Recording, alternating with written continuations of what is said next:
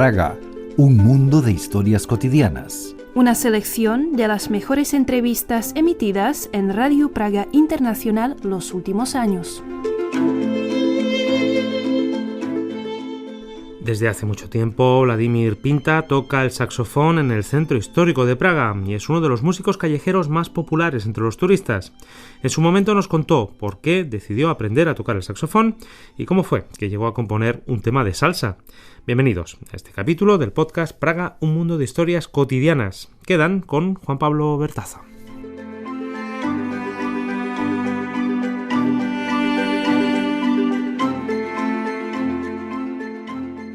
Coautora del libro Historia del Arte Latinoamericano, la investigadora Mónica Brenichinova viene de publicar un volumen compilatorio sobre la utopía, un concepto que en muchos aspectos vincula a Europa con Latinoamérica.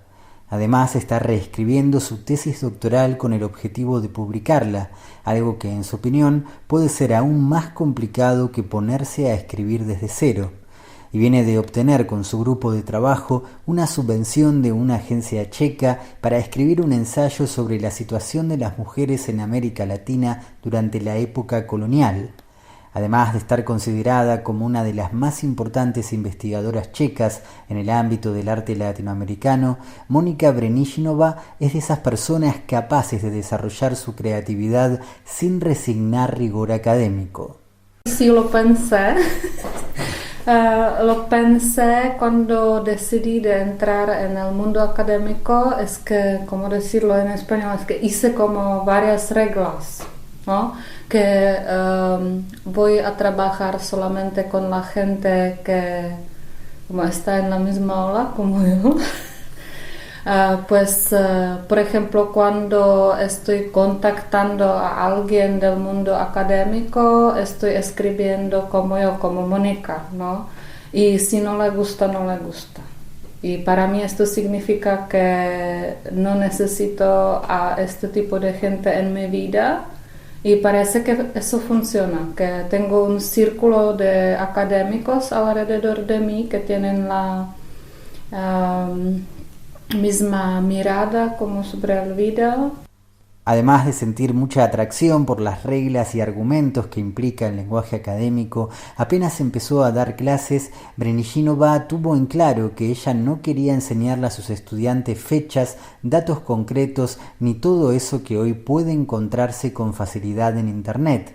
Su objetivo era, por el contrario, abrirles la cabeza, ayudarlos a pensar, provocarles algo similar a lo que había causado en ella su primera aproximación a Latinoamérica.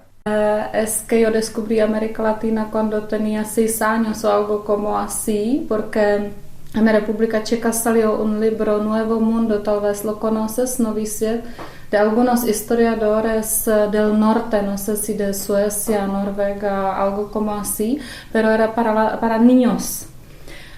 Pero muy buen libro desde el punto de vista académico y con muchas ilustraciones sobre los aztecas, sobre los mayas, y para mí esto fue como, eso sí me interesa.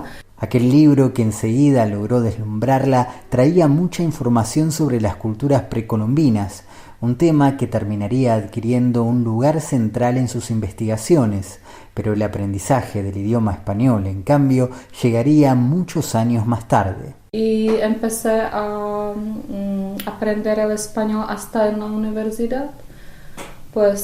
Y luego por primera vez fui a México cuando tenía 27 años, pues es bastante tarde, ¿no? Y creo que México sí me cambió como mi personalidad, ¿no? Porque tenía miedos y cuando viajas no puedes,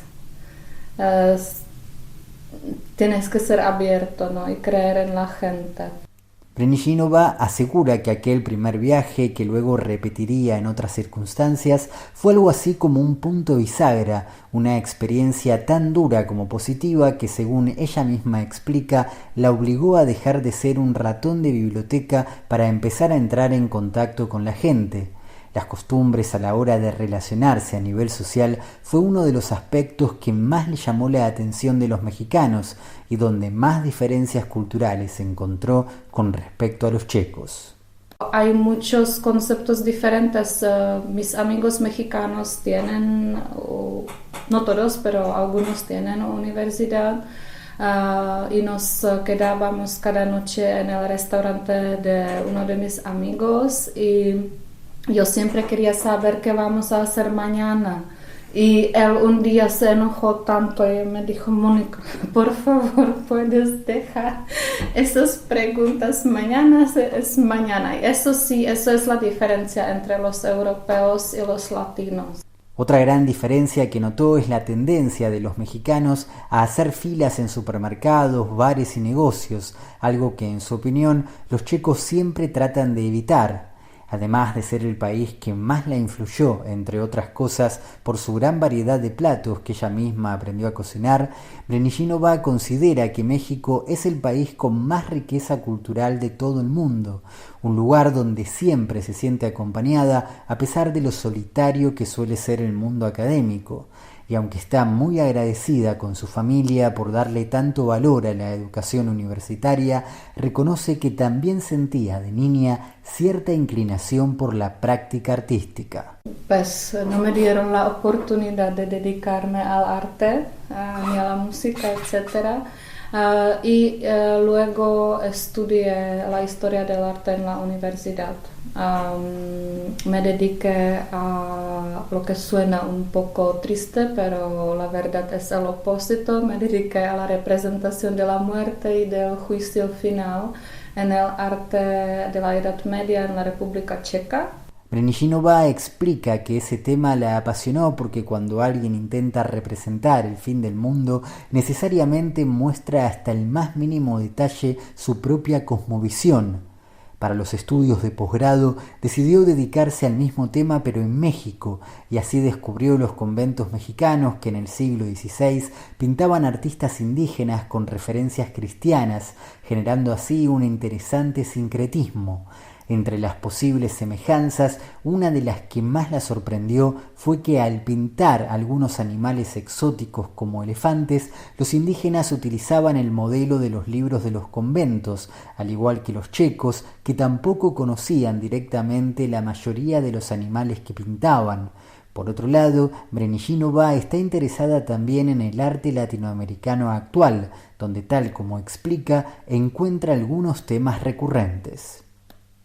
Los encuentras también en el arte de Europa y de Estados Unidos, pero son muy llamativos para el arte latinoamericano. Es la identidad, luego la vida en el extranjero, ¿no? Porque por la historia complicada de muchos países latinoamericanos, mucha gente vive, ya que sea en Estados Unidos, en Europa, sobre todo los artistas, porque el mercado de arte no es tan desarrollado como en Estados Unidos y en Europa, y por ello es muy difícil dedicarte al arte y sobrevivir.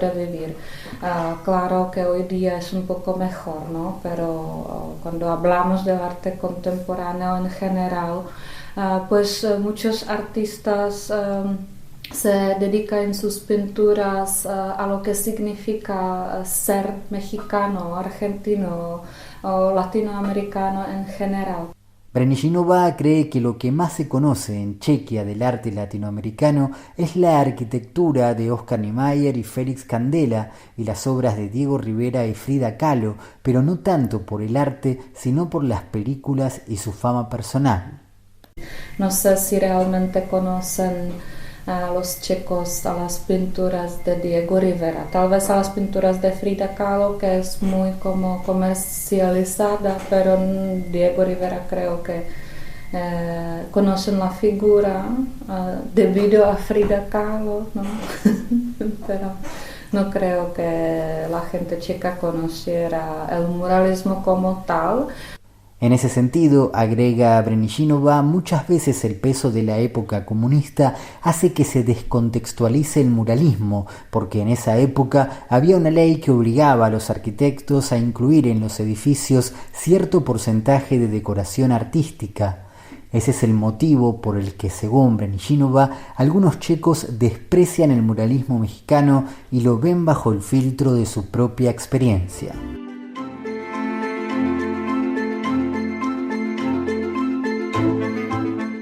Y así concluye este capítulo del podcast Praga, un mundo de historias cotidianas. Cada jueves pueden escuchar uno nuevo por medio de nuestra página web espanol.radio.cz y todas las plataformas de streaming. Pueden seguirnos igualmente por redes sociales Facebook y X. Muchas gracias por su atención, amigos, y hasta la próxima.